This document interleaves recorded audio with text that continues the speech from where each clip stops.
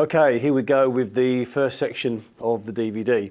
Now, I've got a couple of backing tracks that I'm going to be playing to throughout the DVD. One is going to be a minor blues and one is going to be a major blues, but it's not really going to make too much difference because without getting into the theory, the major blues you can use the minor pentatonic scale and the minor blues you can use the minor pentatonic scale. And hopefully what we're going to be doing is just learning how to build solos from the floor up. Okay, now I'm just going to very, very quickly go through the main scale that we're going to be using first of all, which you probably already know, but just for those of you who don't, we'll go through it, and it's the minor pentatonic scale. We're going to be doing it in A, and from the bottom it's going to be 5 on the low E, 8 on the low E, 5 on the A, 7 on the A, 5D, 7D, 5G, 7G, 5 on the B, 8 on the B, 5 on the high E, and then 8 on the high E, and that's the whole scale. If you don't know the 5 minor pentatonic positions, it might be a good idea to check those out. You don't need to know a whole bunch of scales to play good solos. You just need to really know one scale, depending on the style of music that you're playing, and then what to do with that scale. Okay, so let's get on with playing our own solos.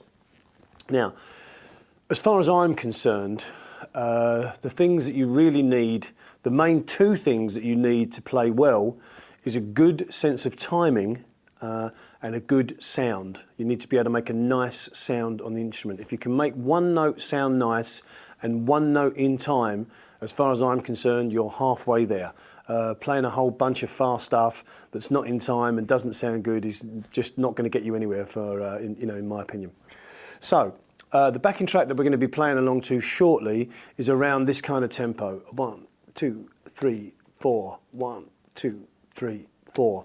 Now, the most common mistake, or the thing that I see a lot of people doing wrong, is when they're playing along to a backing track or with a band or whatever it is, and they start to solo, they haven't really got, I'm not saying everybody, but a lot of people haven't really got a good sense of timing as to where they are, what the notes they're playing is where they fit into in the bar. So in other words, if a backing track's going along like this, they'll just start playing and they kind of, they don't know whether the note's falling on 1, whether it's falling on 2, whether it's falling on the end of the 2, the end of the 3, and I'll get into later on what that means. But they don't actually know where the notes are falling. They'll play a lick and they don't know how long it's going to last. And this is where you get problems, because basically if you don't know the format, the timing format, and where your notes are falling, it's very, very difficult to get a strong foundation for playing. So the first example that I'm going to give you is going to be just one note per bar, okay? So when we count 4 to a bar, we normally count it, well, pretty obviously, 1, 2, 3, 4. 1, 2, 3, 4. If you want to count more than one bar, you can put the bar number on the front. So in other words, you can go 1, 2, 3, 4, 2, 2, 3, 4, 3, 2, 3, 4, 4, 2, 3, 4, and so on. So the first example that we're going to do is just going to be one note per bar, and it's going to be the first note of each bar. So it's basically going to work like this: 1, 2, 3, 4, 2, 2, 3, 4, 3, and so on. So there's going to be one note at the start of each bar. So just to give you a little demonstration before I do it with the track, it's going to sound like this: 1, 2, 3, 4, 2, 2, 3, 4, 3, 2, 3, 4, 4, 2, 3, 4. Okay. Now that note is going to last for the whole bar. It doesn't have to, and we will get into that later on. But in order to play your own solos, you do need a strong foundation. And I'm hopefully going to demonstrate that this is going to sound good, even though it's very, very simple. So the first thing I'm going to do is just play along once, just using a very simple one note per bar, and then we'll extend that and see where we can take it from there.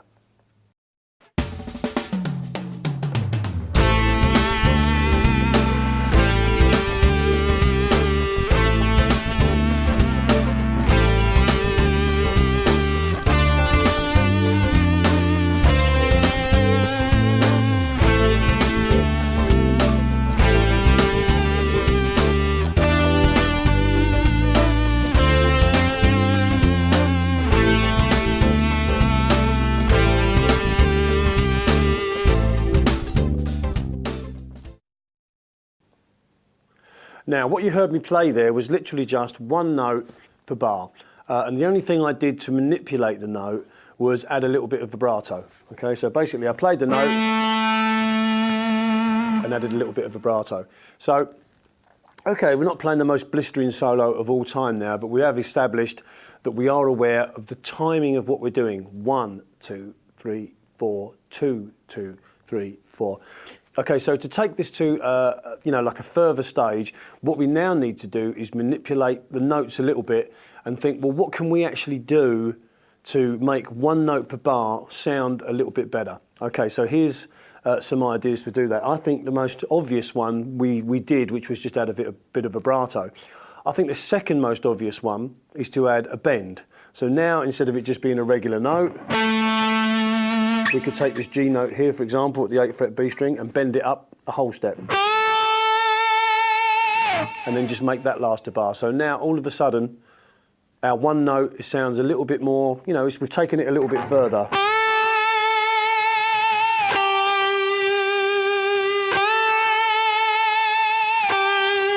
Okay, I think the next thing that we can do is slide, okay? So what we could do is just say slide to a note and just add the vibrato. So we've got a bend and a slide, okay? Another thing that we could do is add the blues note now to the scale. We did the minor pentatonic, and all we're going to do is just add this E flat here, and that's at the 8th fret on the G string, and then all we'll do there is just slide it, so it's like a little grace note.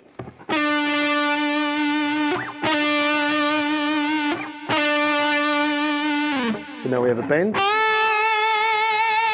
slide in, a slide above,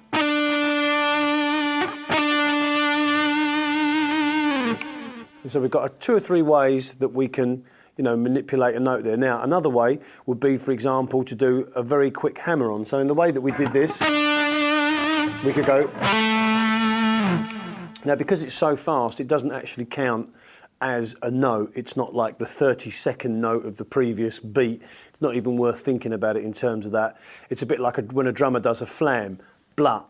You know, if you're playing in a band and a drummer does a flam, blut, like that. Now, the note that's written you know, before the main note is just what they call a little grace note, just to show you there's a note there. And we can do that with a... If you imagine that like a drummer's flam, obviously they're separate. You hear the drummer's ones together kind of slightly. This one, you only hear the top one. Okay, so just recapping, we have a bend, slide, do that a bit better, a hammer-on. I think we did the slide from the blues, and then we'll just do one more, a pull-off, a grace note. And there's various other ways that you can pick up from, you know, various publications of finding these note manipulations, if you like, just making them sound a bit more interesting. So, okay, still working at one note per bar, okay? What we're going to do now is do the same solo again, or not exactly the same solo, because we're basically inventing these solos as we go. It's one note a bar, but what we're going to do is just add these little manipulations to now hopefully take the solo to another stage, because we're building. This is the crucial part of this, is that we're building. So let's do the backing track using these ideas.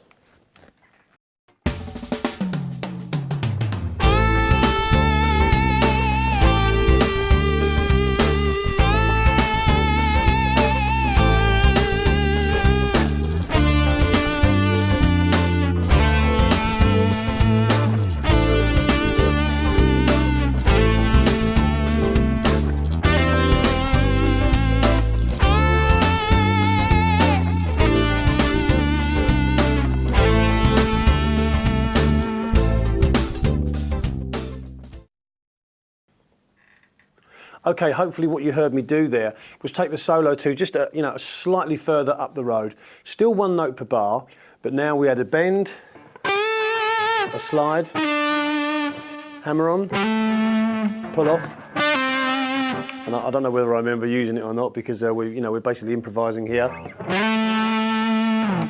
A slide up like that. So we've taken the solo to a further stage now. Okay, so we want to make the phrasing a little bit more complex. not too much more complex because we're going to it's building blocks here. So what we're going to do now, instead of just having 1, 2, 3, 4, we're going to go 1, 2, 3, 4. So we're going to play two notes per bar, and it's going to sound like this: 1, 2, 3, 4, 1, 2, 3, 4, 1, 2, 4, 2, 2. Okay, and we're going to repeat that phrase throughout the solo. So I'm going to give you a couple of other ideas now that will fit in with a phrase like this, okay? Because as phrases become more complicated, then obviously certain licks will fit around those timing ideas. And one that I think is really good is if you get this C note here and just do what's called a slight blues bend, and you pull it 1, 2, and then you resolve it to that A note there if you're in this key. 1, 2, 3, 4. 1, 2, 3, 4. Okay. Another thing that we can do is take both of these notes, which is 5th fret on the G string, 5th fret on the B, pull them slightly. So that will be note 1. 1, 2, 3, 4. 1, 2, 3, 4. Okay. Another one would be from this 5th fret D string to this 7th fret on the D string, and that will be 1, 2, 3, 4. 1, 2, 3, 4. 1, 2, 3, 4. So we've only extended it to the first 2 beats of the bar, but it's already becoming, you know, a little bit more complex. Another one would be 1, 2, 3, 4. 1, 2, 3, 4. Okay, like that. Now another way of doing it, you notice that I sustained this note here that I bent. I played that 8th fret on the 8th fret G note on the B string. And then with my second finger, I bent this 7th fret G string up a tone. Now another way of spicing that up a bit more would be to cut that off. So it would be 1, 2, 3, 4. 1, 2, 3, 4. But the beauty is, whatever you play, this invisible pulse will be going behind it. Because the problem a lot of guitar players have is the second they stop playing, they don't know what pulse is that's going on behind them, what the timing is. And that's one of the reasons that they keep playing, to try and let them know where they are. But the beauty is, it's almost like having a grid that's running on your brain and you're just filling in whichever notes that you want to. And that's the way of doing that. That 1, 2, 3, 4 is going round and you're going 1, 2, 3, 4. 1, 2. Even though this note is not sustained, the sort of the timing, the sort of invisible drum machine in your mind is still going. Okay, so without prattling on too much, I'll do the backing track again and I'll use some of these ideas and I'll show you a couple of other ways. You know, as I develop the solo, I'll go back and explain some of the developments that I've made. So let's do the backing track and see if we can take it to another level.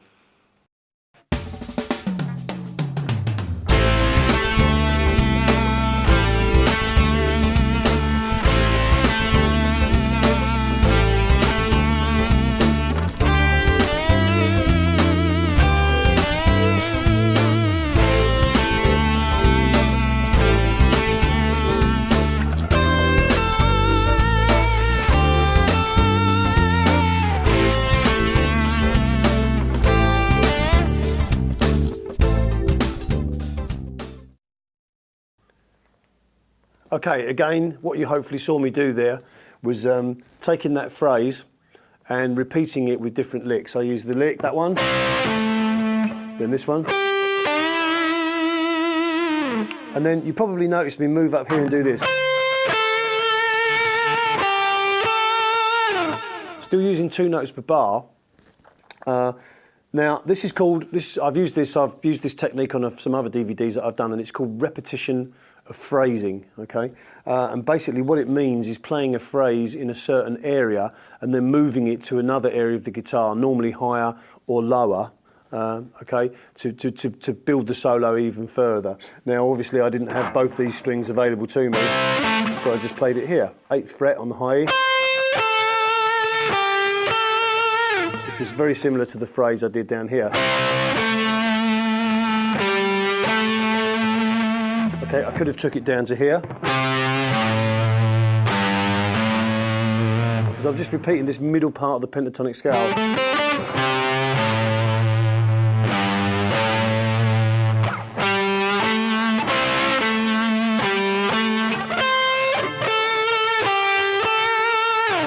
Okay, so what I'm going to do is I'm going to take the solo a little bit further now.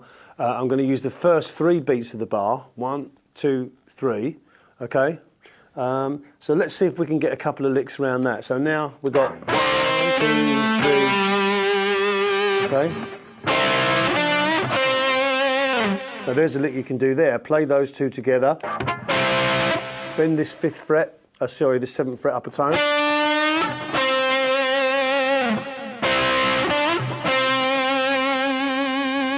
Okay, another one would be,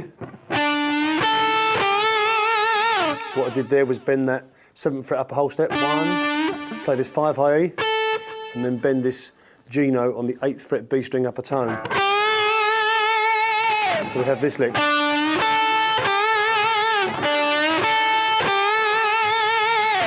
Okay, another one would be,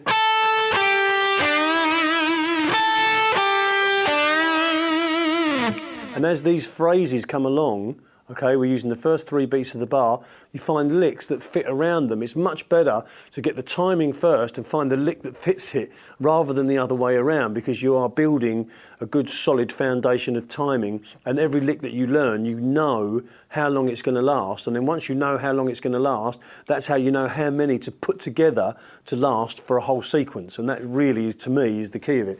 So we have 1, 2, 3. Okay, 1, 2, 3.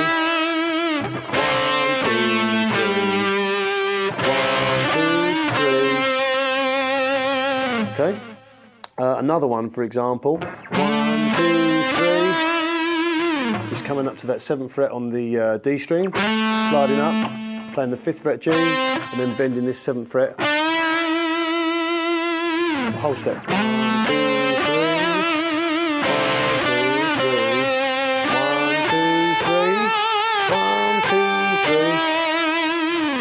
Okay, and then once you, and basically what you want to do is just say, right, okay, let's get some licks for my 1 note a bar, let's get some licks for my 2 notes a bar, let's get some licks for my 3 notes a bar.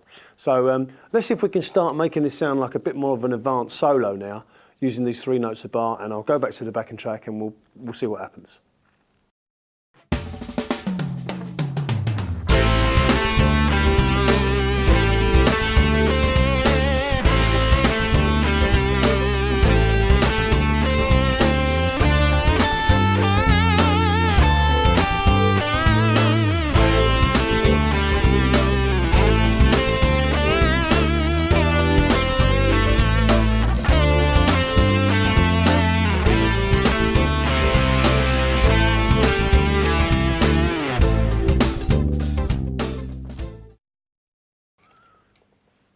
Okay, again, hopefully what you saw me do there was play 3 notes a bar using that lick, that lick, that lick, that lick. And I actually put another one in as I did it, which was a semitone bend down. You push the string up and let it fall. It's the same as doing a slide, but you're doing it with a bend. With a slight bend on that 5th fret G string, and then resolve to the A on the 7th fret D.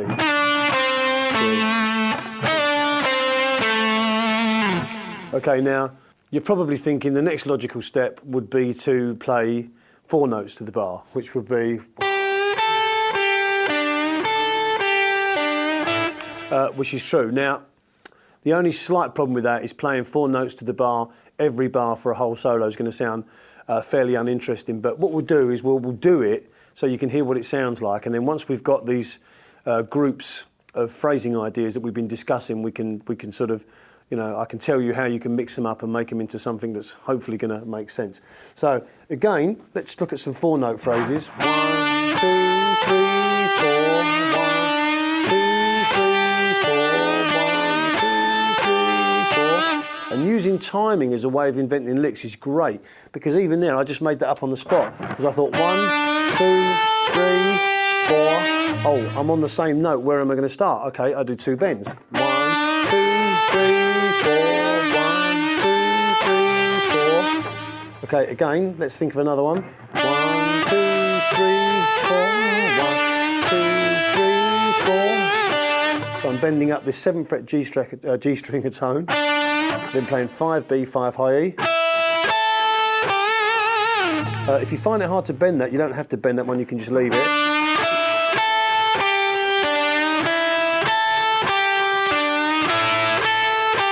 So you can see they're 4-note licks. Okay, here would be another one. 1, 2, 3,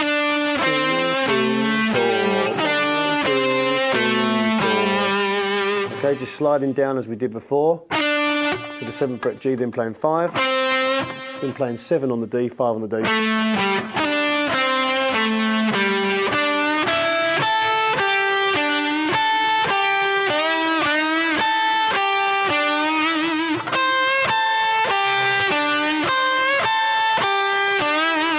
Slight bend on the high E string on the 8th fret, play 5th on the high E, then play the 8G, the G note, which is 8th fret on the B string, and then bend that note there. Okay, and you just basically start to find lots of phrases like that. Another one would be,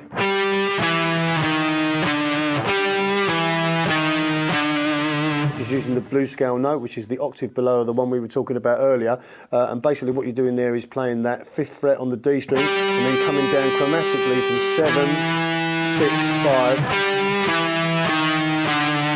Okay, now I'm going to do a demonstration of this 4 notes per bar, but it's not going to sound much like a solo because normally you wouldn't just keep playing and keep playing and keep playing. But we'll do it to take this group of demonstrations to a logical conclusion, and then what we'll do is we'll show you, or I'll show you, how we can mix them all up. So let's do it with the backing track.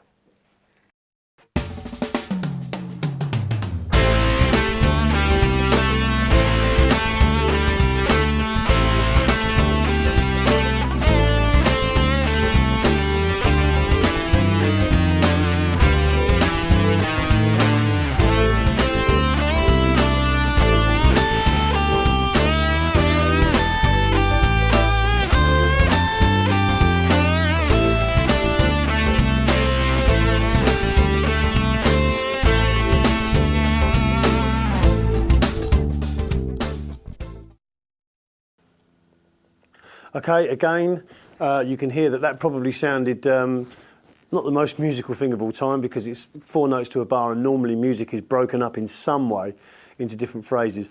But the point of the matter is that we've had 1 beat of the bar, 2 beats of the bar, 3 beats of the bar, and 4 beats of the bar. Now, the key for me to making a good solo is to be able to mix all those up randomly at any time. Now, what I suggest that you do is that you practice each concept individually. So practice 1 note of the bar at the start, then practice the first 2 notes of the bar, and then 3, and then 4. And then when you get comfortable at where everything lies, and I wouldn't actually worry too much about where you are in the scale or what note you're on. The beauty of playing blues is if you stay within that scale, most of the notes sound right most of the time, especially in minor. And I also think it's a good idea to let your ear guide you to a degree. I'm not suggesting that you don't study any theory. A little bit later on we can talk about what notes fit which chords in terms of the roots and stuff like that. But when you're practicing these things, I would just, fiddle around the scale using the phrasing. Because if you have good phrasing, you can actually have more chance of making the not so right notes sound right. But as I say, in the situation, most of these will sound right all the time, so you can really concentrate on the phrasing and make sure you've got good, strong timing. Okay, so what I'm going to do now is I'm going to do a demonstration where I'm going to, and I haven't rehearsed this at all, I'm just going to make a solo up on the spot using the concepts that we've done so far. So it's going to be a mixture of the 1 beat to the bar, the 2, the 3, and the 4, and hopefully it's going to sound like something musical.